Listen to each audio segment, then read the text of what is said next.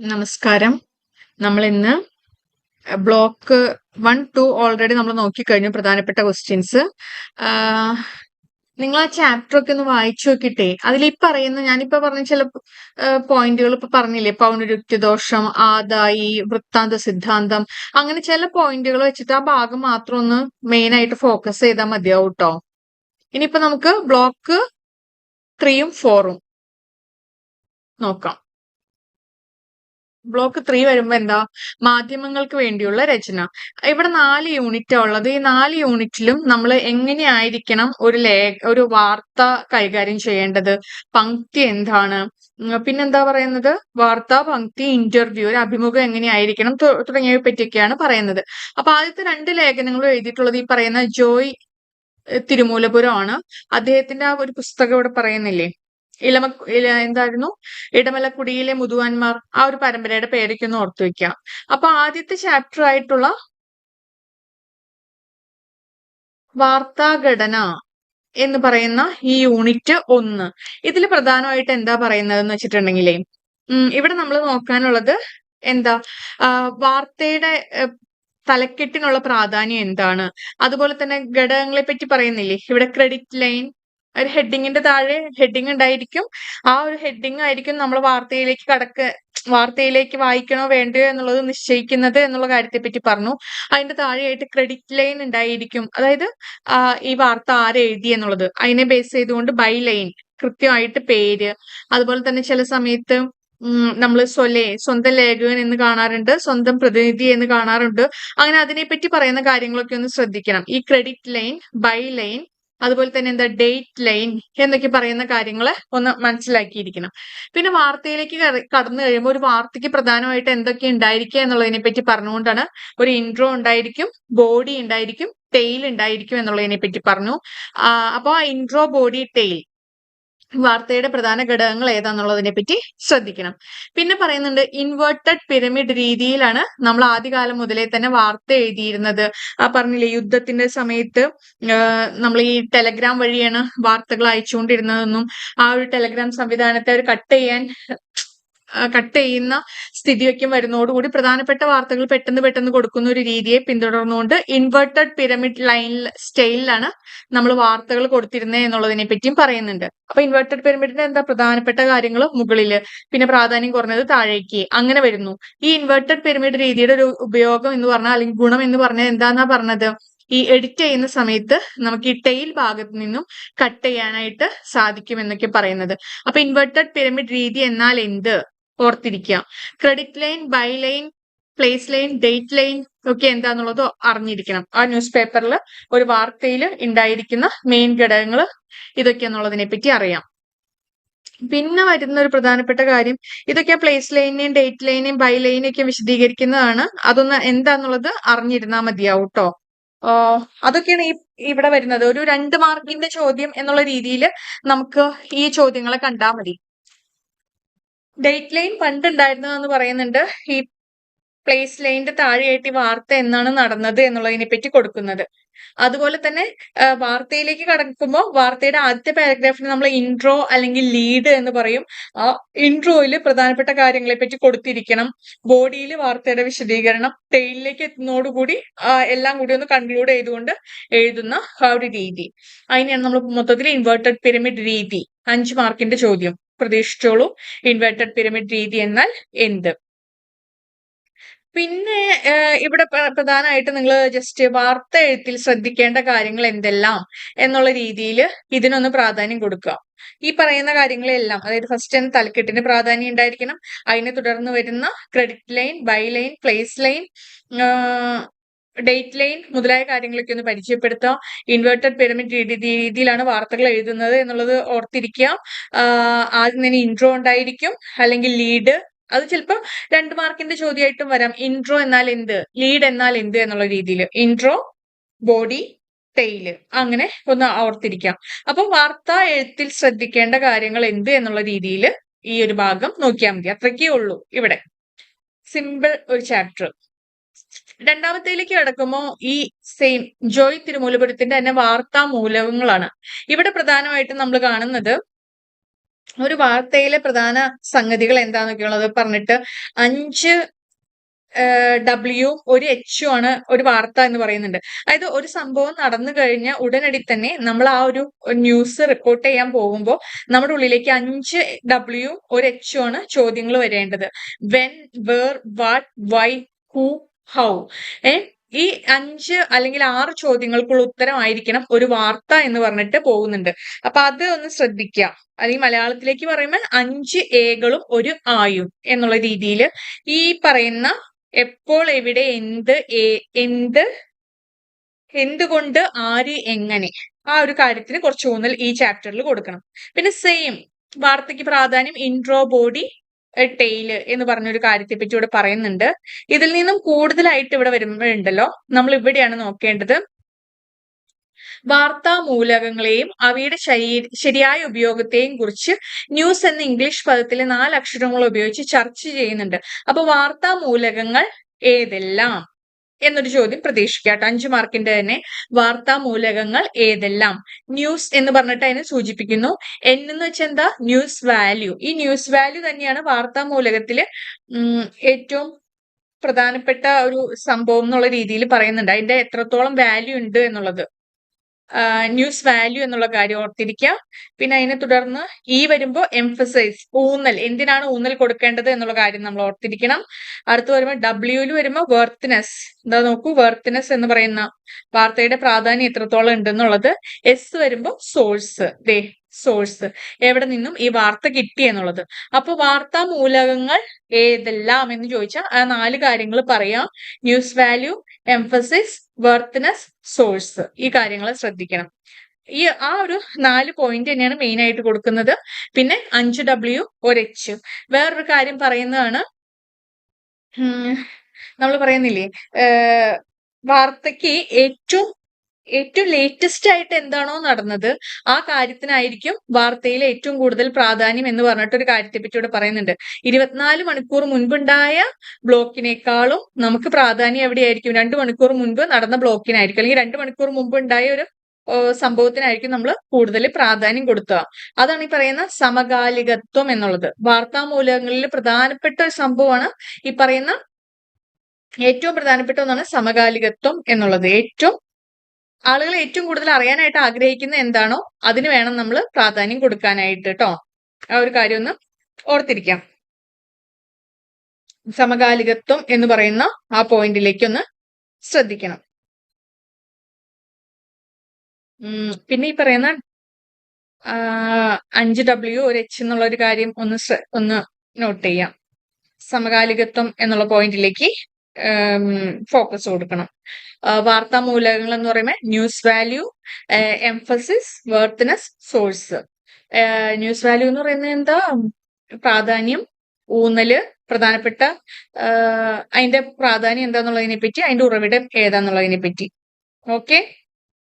പിന്നെ സമകാലികത്വം എന്നുള്ളൊരു വാക്കിനെ നമ്മൾ ഉടനീളം ഈ റിപ്പോർട്ടിങ്ങിന്റെ കാര്യത്തിലും ശ്രദ്ധിക്കണം. അടുത്തത് ഈ ഒരു ഭാഗത്ത് വരുമ്പോ പങ്ക്തി എഴുത്തിന്റെ രാഷ്ട്രീയം എന്ന് പറഞ്ഞിട്ട് NP രാജേന്ദ്രന്റെ ഒരു ലേഖനാണ്. ഇവിടെ നിർബന്ധമായിട്ട് നിങ്ങൾ അറിഞ്ഞിരിക്കേണ്ട ഒരു കാര്യമാണ് പങ്ക്തി എന്നാൽ എന്ത്, നിർവചനം.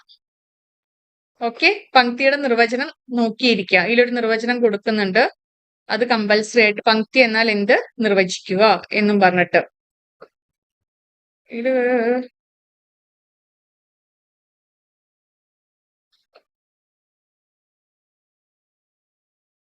കണ്ടോ, മലയാളത്തിൽ പങ്ക്തിരചന എന്നത് ഗൗരവമുള്ള മാധ്യമ പ്രവർത്തന ശാഖയായി അംഗീകരിക്കപ്പെട്ടിട്ടില്ല എന്ന് പറഞ്ഞിട്ട് ഈ ലേഖനം തുടങ്ങുന്നു. അതിന് തുടർച്ചയായിട്ട് ഇവിടെ കൊടുക്കുന്നുണ്ട്, മാധ്യമങ്ങളിൽ ദീർഘകാലം ആവർത്തിക്കപ്പെടുന്ന എഴുത്തുകാരന്റെ അഭിപ്രായങ്ങൾ പ്രകടിപ്പിക്കുന്ന കുറിപ്പുകളും ലേഖനങ്ങളുമാണ് പങ്ക്തി അഥവാ കോളം എന്നാണ് പാശ്ചാത്യ മാധ്യമ നിർവചനം. അപ്പൊ എന്താണ് പങ്ക്തി എന്നുള്ളതും പങ്ക്തിയുടെ നിർവചനവും കമ്പൽസറി ആയിട്ട് പഠിച്ചിരിക്കണം. പിന്നെ ഈ ഭാഗത്തിൽ നമ്മൾ നോക്കാനുള്ളതേ, രാഷ്ട്രീയക്കാർ എങ്ങനെയാണ് പങ്ക്തി എഴുത്തിന് ഉപയോഗപ്പെടുത്തിയത്. നവോത്ഥാന കാലഘട്ടത്തില് കുമാരനാശാനും മൂക്കോത്ത് കുമാരനും ഒക്കെ എങ്ങനെയാണ് പങ്ക്തി എഴുത്തിനെ പ്രയോജനപ്പെടുത്തിയത് എന്നുള്ളതിനെ പറ്റിയെല്ലാം നോക്കണം. ഇനി രാഷ്ട്രീയ പംക്തികൾ എന്നുള്ളിടത്ത് വരുന്നത് EMS ആണ് ഏറ്റവും കൂടുതൽ പംക്തികൾ എഴുതിയിട്ടുള്ളതെന്നും മരിക്കുന്നതിന് തൊട്ട് മുമ്പ് വരെയൊക്കെ അദ്ദേഹം പംക്തി എഴുത്തിൽ സജീവമായിരുന്നു എന്നൊക്കെ പറഞ്ഞിട്ടുള്ള കാര്യങ്ങൾ ഓർത്തിരിക്കണം. അതുപോലെ തന്നെ ഹാസ്യത്തെ പിന്തുടർന്നുകൊണ്ട് EVയും സഞ്ജയനും ഒക്കെ പംക്തി എഴുത്ത് എങ്ങനെയാണ് കൊണ്ടുപോയത് എന്നുള്ളതിനെ പറ്റി ശ്രദ്ധിക്കണം. അപ്പൊ അങ്ങനെ ഉള്ള കാര്യങ്ങളാണ് നമ്മൾ ഈ ഒരു ഭാഗത്ത് നോക്കുന്നത്. ഇവിടെ ഒരു 10 മാർക്കിന്റെ ക്വസ്റ്റ്യൻ ആയിട്ട് നമുക്ക് വേണമെങ്കിൽ പംക്തി എഴുത്തിന്റെ ചരിത്രം പരിശോധിക്കുക എന്നുള്ള രീതിയിൽ ചിലപ്പോൾ ചോദ്യം വരാം. പംക്തി എഴുത്തിന്റെ ചരിത്രം പരിശോധിക്കുക 10 മാർക്കിന്റെ ചോദ്യം. അതായത് മലയാളത്തിലെ ഏറ്റവും ആദ്യത്തെ പംക്തി നമ്മുടെ എന്താണ് ഇതിൽ പറയുന്നത്, മറ്റേ കഥകളായിരുന്നു. എന്ത് കഥകളാ?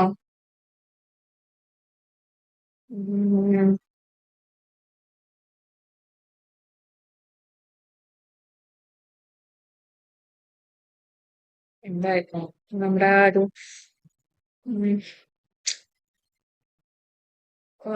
ആ കഥകളായിരുന്നു എന്നും കൊട്ടാരത്തിൽ ശങ്കുണ്ണിയുടെ ഐതിഹ്യമാലയായിരുന്നു എന്നും അത് പിന്നീട് ഈ പറയുന്ന പംക്തിക്ക് പറയുന്ന നിർവചന പ്രകാരം അത് എന്താ പറയുന്നത് ആദ്യത്തെ പംക്തിയായിട്ട് കാണാൻ പറ്റില്ല എന്നുമുള്ള വാദങ്ങളെ പറ്റിയൊക്കെ പറയണം. ചരിത്രം പറയുമ്പോൾ അതൊക്കെ പറയണം.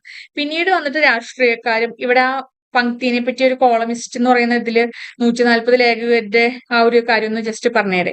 അതിനെ തുടർന്നുകൊണ്ട് ഇവിടെ മെയിൻ ആയിട്ട് പറയാനുള്ളത് കേരള പത്രിക വരുന്നതോടുകൂടിയാണ് ചെങ്കുളത്ത് ഈ കുഞ്ഞിരാമമേനോൻ നോക്കൂ, മലയാള പത്രപ്രവർത്തന ചരിത്രത്തിൽ ചെങ്കുളത്ത് കുഞ്ഞിരാമമേനോൻ എന്ന പത്രാധിപർക്കുള്ള സ്ഥാനത്തെ പറ്റിയാണ് അടുത്ത ഭാഗത്ത് ചർച്ച ചെയ്യുന്നത്. മലയാള പത്രത്തിന് നിലപാടും അഭിപ്രായവും ഉണ്ടാക്കി കൊടുത്തത് കേരള പത്രിക എന്ന പത്രത്തിന്റെ പത്രാധിപരായ ചെങ്കുളത്ത് കുഞ്ഞിരാമമേനോനാണ് എന്ന് പറയുന്നുണ്ട്.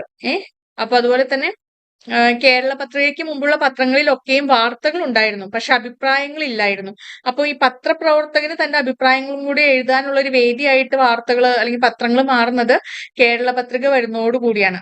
അപ്പൊ സ്വാഭാവികമായിട്ട് നിങ്ങൾക്ക് വേണമെങ്കിൽ 5 മാർക്കില് ചെങ്കുളത്ത് കുഞ്ഞിരാമ മേനോന്റെ സംഭാവനകൾ എന്ത്, അല്ലെങ്കിൽ ചെങ്കുളത്ത് കുഞ്ഞിരാമ മേനോൻ മലയാള പത്രപ്രവർത്തനത്തിന് നൽകിയ സംഭാവന എന്ത് എന്നുള്ള രീതിയിൽ ചോദ്യം വരാം. പിന്നെ ഈ ചരിത്രം എന്ന് പറയുമ്പോൾ പിന്നെ നവോത്ഥാന കാലഘട്ടത്തില് കുമാരനാശാനും കുഞ്ഞി ഒക്കെ എഴുതുന്നതിനെ പറ്റി ഒന്ന് സൂചിപ്പിക്കണം. പിന്നെ ഹാസ്യ പംക്തി എഴുത്തുകാരനായിട്ട് മൂർക്കോത്ത് കുമാരൻ, സഞ്ജയൻ, EV കൃഷ്ണപിള്ളയുടെയൊക്കെ എഴുത്തുകൾ വരുന്നതിനെ പറ്റി സൂചിപ്പിക്കാം. രാഷ്ട്രീയ പംക്തികൾ എന്നുള്ള രീതിയിൽ വന്നിട്ടാണ് നമ്മൾ EMSന്റെ കാര്യങ്ങൾ ഒക്കെ ഒന്ന് പറഞ്ഞു വയ്ക്കണം. ഓക്കെ, എന്നാലാണ് അതിന്റെ ചരിത്രം പൂർത്തിയാവാം. P ഗോവിന്ദനും ഒക്കെ വരുന്നു.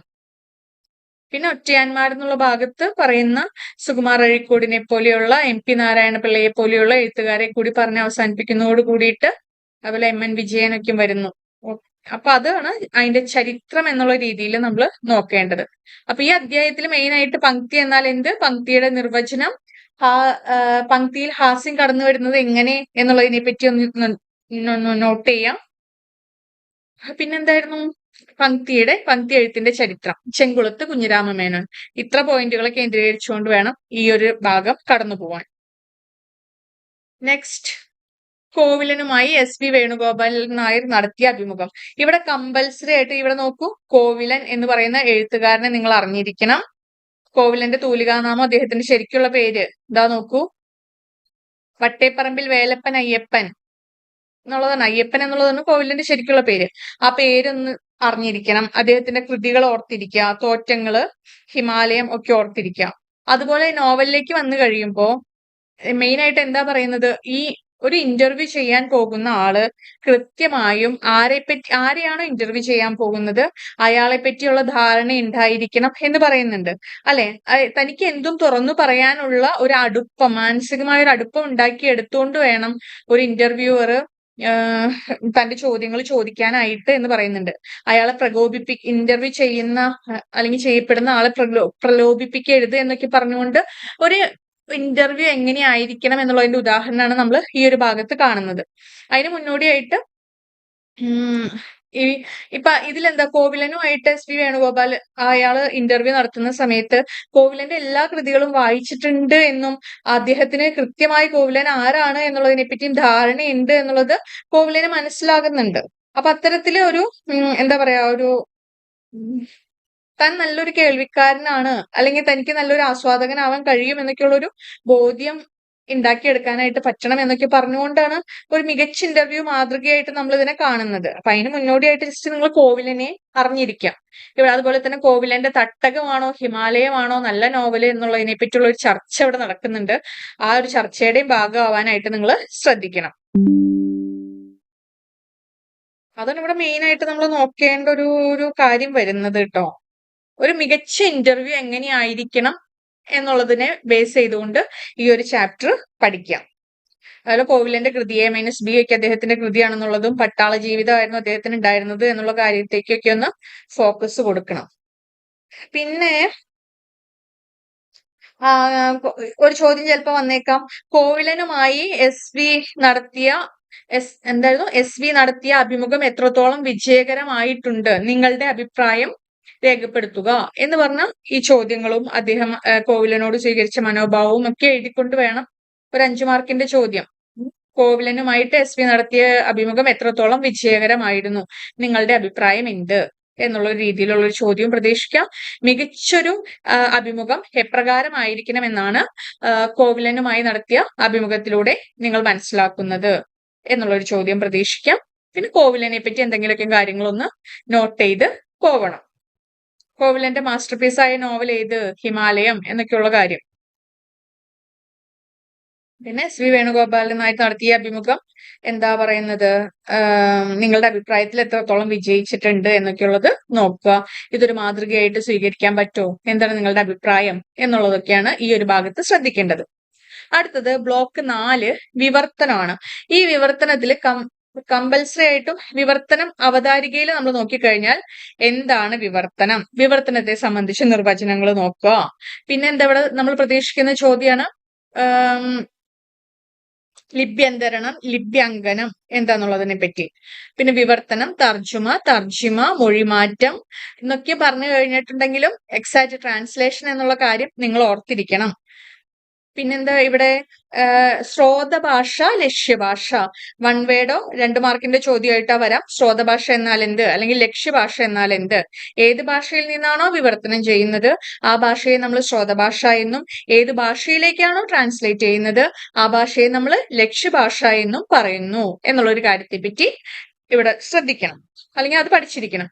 പിന്നെ നമ്മൾ ഈ ഒരു ഭാഗത്ത് നോക്കേണ്ട കാര്യമാണ് സാഹിത്യകൃതികൾ തർജ്ജമ ചെയ്യുമ്പോഴും സയൻസ് വിഷയങ്ങൾ തർജ്ജമ ചെയ്യുമ്പോഴും ശ്രദ്ധിക്കേണ്ട കാര്യങ്ങൾ എന്തൊക്കെയാണ് എന്നുള്ളൊരു ചോദ്യം. പിന്നെ വരാൻ സാധ്യതയുള്ളതാണ് പദാനുപദ വിവർത്തനം എന്നാൽ എന്ത്, ആശയ വിവർത്തനം എന്നാൽ എന്ത് എന്നുള്ള കാര്യം. പദാനുപദ വിവർത്തനങ്ങൾ ഏതിലാ വരുന്നത്, ശാസ്ത്രകൃതികളും മറ്റും തർജ്ജമ ചെയ്യുന്ന സമയത്താണ് നമ്മൾ പദാനുപദ വിവർത്തനം, വേർഡ് ബൈ വേർഡ് വിവർത്തനം ചെയ്യുന്നത് അല്ലെ. അവിടെ എന്താണ്, ആശയങ്ങൾക്കാണ് പ്രാധാന്യം കൊടുക്കേണ്ടത്, അല്ലാതെ സാഹിത്യത്തിനല്ല. ആ കൃത്യമായിട്ടുള്ള ആ വാക്കുകൾക്കും കാര്യങ്ങൾക്കൊക്കെ നമ്മൾ പ്രാധാന്യം കൊടുക്കുമ്പോൾ വേർഡ് ബൈ വേർഡ് ആണ് നമ്മൾ സയൻസ് വിഷയങ്ങളുടെ തർജ്ജമയ്ക്ക് ഉപയോഗിക്കാം. ഇനി സാഹിത്യ വിഷയങ്ങളുടെ ആവുമ്പോഴോ നമ്മൾ ആശയത്തെ അപ്പാടെ വിവർത്തനം ചെയ്യുന്നതിലും തെറ്റില്ല എന്നുള്ള രീതിയിൽ. അപ്പൊ അത്തരത്തിലുള്ള വാക്കുകളൊക്കെ ഒന്ന് നോട്ട് ചെയ്ത് വെച്ചിരിക്കണം. സയൻസ്, നിയമം, ശാസ്ത്ര പുസ്തകങ്ങൾ, നിയമപുസ്തകങ്ങൾ, ഭരണസംഹിതകൾ ഒക്കെ നമ്മൾ വേർഡ് ബൈ വേർഡ് ട്രാൻസ്ലേഷൻ ഉപയോഗിക്കുന്നു. സാഹിത്യകൃതികളുടെ ട്രാൻസ്ലേഷൻ വരുമ്പോൾ ആശയങ്ങളായിരിക്കാം, അല്ലെങ്കിൽ സ്വതന്ത്ര വിവർത്തനങ്ങൾക്കെല്ലാം സ്കോപ്പ് ഉള്ളത് ഇത്തരത്തിലുള്ള സാഹിത്യകൃതികൾക്കാണ്. സ്വതന്ത്ര വിവർത്തനം എന്നുള്ള ഒരു കാര്യം ശ്രദ്ധിക്കണം. പിന്നെ ലിപ്യങ്കനം, ലിപ്യന്തരണം എന്ന് പറയുന്ന ഒരു വാക്ക്, പിന്നെ പറയുന്നത് എന്താ, മികച്ച വിവർത്തനത്തിന് ഉണ്ടായിരിക്കേണ്ട ഗുണങ്ങൾ ഏതൊക്കെയാന്നുള്ളത് ഓർക്കണം. പിന്നെ എന്താ പറയാ, ഒരു വിവർത്തനം ചെയ്യുന്ന സമയത്ത് പുതിയൊരു വാക്ക് ഉണ്ടാക്കേണ്ട ആവശ്യം ഇല്ല, നിലവിൽ ഏതാണോ വാക്ക് ഉപയോഗിക്കുന്നത് അത് തന്നെ പ്രയോഗിച്ചാൽ മതിയാകും. ഇപ്പൊ നമ്മൾ ബെഞ്ച്, ഡെസ്ക് എന്നുള്ളത് ഉപയോഗിക്കുന്നു, കമ്പ്യൂട്ടറിനെ കമ്പ്യൂട്ടർ എന്ന് തന്നെ ഉപയോഗിക്കുന്നു, ഫാൻ. അപ്പൊ ചില വാക്കുകൾ അത്തരത്തിൽ തന്നെ ഉപയോഗിച്ചാൽ മതിയാവും എന്നൊക്കെ പറഞ്ഞുകൊണ്ട് മികച്ച വിവർത്തനത്തിന് ഉണ്ടായിരിക്കേണ്ട ഗുണങ്ങൾ എന്തൊക്കെയാണെന്നുള്ളതും നിങ്ങളൊന്ന് പഠിച്ചിരിക്കണം.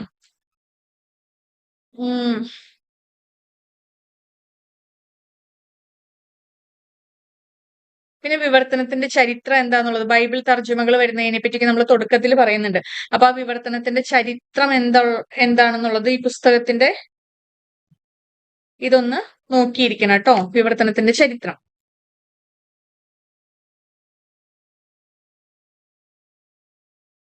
ബൈബിൾ വിവർത്തനങ്ങളെ പറ്റി ആ ഒരു നോക്കിയാൽ മതിയോ? പിന്നെ യൂണിറ്റ് 2 തർജ്ജിമ പഠനത്തിലെ പുത്തൻ പുതുമകൾ എന്ന് പറഞ്ഞിട്ട് സ്കറിയ സക്രിയ സാറിന്റെ ഒരു ഇതാ വരുന്നത്. അതിൽ തർജ്ജിമ സിദ്ധാന്തങ്ങളൊക്കെയാണ് നമ്മളിവിടെ മെയിൻ ആയിട്ട് പരിചയപ്പെടുത്തുന്നത്.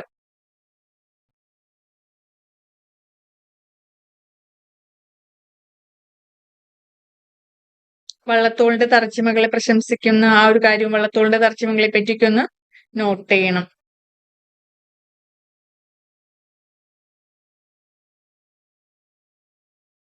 ഇവിടെ നമ്മളെ ഈ മഹാശ്വേതാദേവിയുടെ വിവർത്തനത്തിന്റെ ഇതിനെപ്പറ്റി പറഞ്ഞുകൊണ്ട് ഈ ഒരു ഭാഗത്ത് പറയുന്നുണ്ടേ.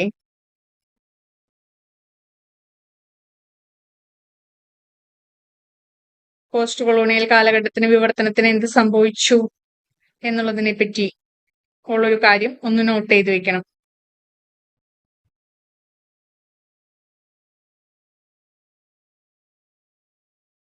ഒത്തിരി മനസ്സിലാക്കിയെടുക്കാൻ ഒരു ബുദ്ധിമുട്ട് വരും. പക്ഷെ ഈ ഒരു പോയിന്റ് ഉണ്ട്. 4ാമത്തെ ചോദ്യം തർജ്ജിമയെ സംബന്ധിച്ച് ഫ്രഞ്ച് പഴമൊഴി എന്ത് എന്നുള്ളത്. അതായത് അത് ഇങ്ങനെയാ പറയുന്നത്: തർജ്ജിമ ഭാര്യയെ പോലെയാണ്, സുന്ദരിയെങ്കിൽ അവിശ്വസ്ത, വിശ്വസ്തയെങ്കിൽ കാണാൻ വിരൂപ. അതായത് നമ്മൾ നല്ലൊരു തർജ്ജിമ നടത്തുന്ന സമയത്ത് അത് നല്ല ഭംഗിയിൽ വായിക്കാൻ പറ്റുന്ന ഒരു സംഭവം എന്നുണ്ടെങ്കിൽ അത് പലപ്പോഴും വിശ്വസ്തത പുലർത്തണമെന്നില്ല.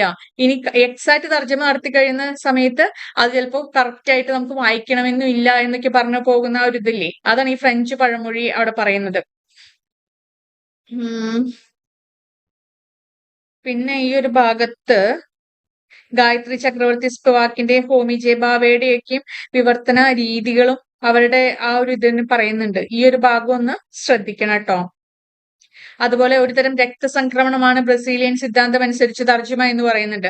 അത് ചിലപ്പോൾ വൺ വേർഡ് ആയിട്ട് അല്ലെങ്കിൽ ഒരുതരം രക്തസംക്രമണമാണ് ബ്രസീലിയൻ സിദ്ധാന്തം അനുസരിച്ച് തർജ്ജിമ സമർത്ഥിക്കുക എന്ന് വരാം. അതും നമ്മൾ പ്രതീക്ഷിക്കണം. പിന്നെ ഈ ഒരു ഭാഗത്തേക്ക് വരുമ്പോൾ യൂണിറ്റ് 3 ഇംഗ്ലീഷിൽ നിന്നും മലയാളത്തിലേക്കുള്ള വിവർത്തന പരിശീലനം. ചിലപ്പോ ഇപ്പൊ കഴിഞ്ഞ 2 മോഡൽ ക്വസ്റ്റ്യൻ പേപ്പർ ഞാൻ നോക്കിയാലും അങ്ങനെ കൊടുത്തിട്ടില്ല. ഏത് ഒരു പാരഗ്രാഫ് തന്നിട്ട് അത് ഇംഗ്ലീഷിൽ നിന്നും മലയാളത്തിലേക്ക് തർജ്ജമ ചെയ്യുക, അല്ലെങ്കിൽ മലയാളത്തിൽ നിന്ന് ഇംഗ്ലീഷിലേക്ക് തർജ്ജമ ചെയ്യുക എന്ന് പറഞ്ഞിട്ട് കാണാം. വിവർത്തന പരിശീലനം തന്നെയാണ് ഇവിടെ ഉദ്ദേശിക്കുന്നത്.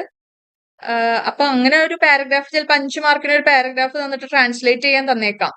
അല്ലെങ്കിൽ 2 മാർക്കിന് ഈ പറയുന്ന ഏതെങ്കിലും ശൈലി, സാങ്കേതിക പദങ്ങളോ ഒക്കെ തന്നുകൊണ്ട് അതിന്റെ മലയാളം വാക്ക് എന്താണ്, അല്ലെങ്കിൽ മലയാളത്തിൽ നിന്നും ഇംഗ്ലീഷിലേക്ക് അത് ട്രാൻസ്ലേറ്റ് ചെയ്യുക എന്നും പറഞ്ഞിട്ടുള്ള ചില ട്രാൻസ്ലേഷൻ നമ്മൾ പ്രതീക്ഷിക്കാം.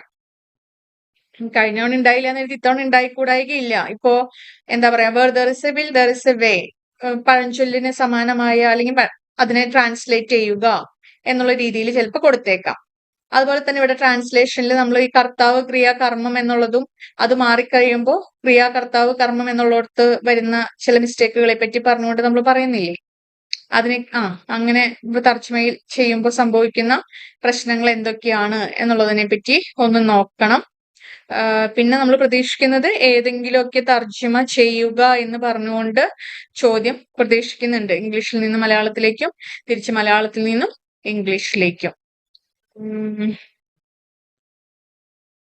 അതുപോലെ തന്നെ ഇവിടെ നോക്കൂ, ലിപ്യന്തരണം എന്നാൽ എന്ത് എന്നുള്ളൊരു ചോദ്യം. ലിപ്യന്തരണം എന്താ? മലയാളത്തിൽ നിത്യപരിചിതമായ അന്യപദങ്ങൾ വിവർത്തനം ചെയ്യുന്നതിനേക്കാൾ ലിപ്യന്തരണം ചെയ്ത് ഉപയോഗിക്കുന്നതാണ് കൂടുതൽ സൗകര്യപ്രദം എന്ന് പറയുന്നില്ലേ. ലിപ്യന്തരണം എന്ന് വെച്ചിട്ടുണ്ടെങ്കിൽ ഇപ്പോ നമ്മള് ഫോണിൽ ടൈപ്പ് ചെയ്യുന്ന സംഭവം മംഗ്ലീഷ് എഴുതുന്നില്ലേ, ആ ഒരു രീതിയാണ് നമ്മൾ ലിപ്യന്തരണം എന്നൊക്കെ പറയുന്നത്. നിനക്ക് സുഖമാണോ എന്ന് നമ്മൾ ഇംഗ്ലീഷ് ലെറ്ററിൽ എഴുതില്ലേ, NINK എന്നൊക്കെ പറഞ്ഞിട്ട് നിനക്ക്, അത് ആ ഒരു സമ്പ്രദായമാണ് ലിപ്യന്തരണം. ലിപ്യന്തരണം എന്നാൽ എന്ത്? 2 മാർക്കിന് ചിലപ്പോൾ ചോദിച്ചേക്കാം. മെയിൻ ആയിട്ട് ഈ ഒരു ചാപ്റ്ററിൽ അങ്ങനെ നോക്കിയാൽ മതി. ഈ ഒരു 4ാമത്തെ ബ്ലോക്കിൽ നിന്ന് മെയിൻ ആയിട്ട് നമ്മൾ പ്രതീക്ഷിക്കുന്നത് വിവർത്തനം ചെയ്യുമ്പോൾ ശ്രദ്ധിക്കേണ്ട കാര്യങ്ങൾ എന്തെല്ലാം. പിന്നെ ഈ പറയുന്ന ശ്രോതഭാഷ, ലക്ഷ്യഭാഷ, ലിപ്യങ്കനം, ലിപ്യന്തരണം, പിന്നെ ഇത്തരത്തില് മാതൃകകൾ, വിവർത്തന മാതൃകകളെ പരിചയപ്പെടുത്തുക, പദാനുപദ വിവർത്തനം, ആശയ വിവർത്തനം മുതലായവ എന്താണ് എന്നുള്ളൊരു ചോദ്യത്തെ പറ്റിയൊക്കെ നമ്മൾ പറയുന്നുണ്ട്. പിന്നെ ഇതില് ഒരു 2 സെറ്റ് മാതൃകാ ക്വസ്റ്റ്യൻ പേപ്പറുകൾ കൊടുക്കുന്നുണ്ട്. അപ്പൊ അതൊക്കെ ഒന്ന് നോക്കാം. കണ്ടോ, സ്വനം എന്നാൽ എന്ത്, ബാല്യകാലസഖി ആരുടെ കൃതിയാണ്, വൃത്താന്ത പത്രപ്രവർത്തനം ആരുടെ കൃതിയാണ്, ഇതൊക്കെ നമ്മൾ ആ ചാപ്റ്ററിന്റെ പേരും അത് എഴുതിയിരിക്കുന്ന ആളുകളും ഒക്കെ ആയിട്ട് ബന്ധപ്പെട്ട് കിടക്കുന്ന കാര്യങ്ങളാണ്. ഇത് അയാൾ സ്വയം ആത്മഹത്യ ചെയ്തു.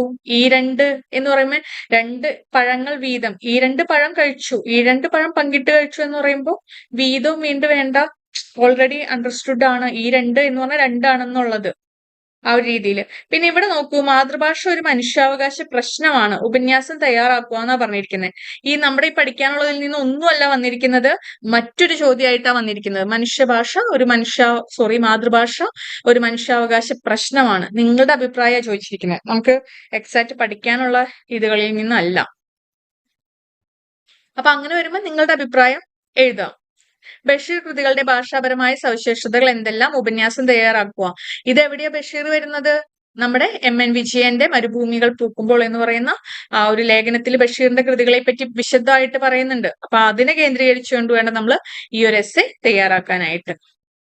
അടുത്തൊരു ചോദ്യപേപ്പറും കൂടി കൊടുക്കുന്നുണ്ട്. ശൈലിയെ ബഫൺ നിർവചിക്കുന്നത് എങ്ങനെ? എന്താ? Style is the man.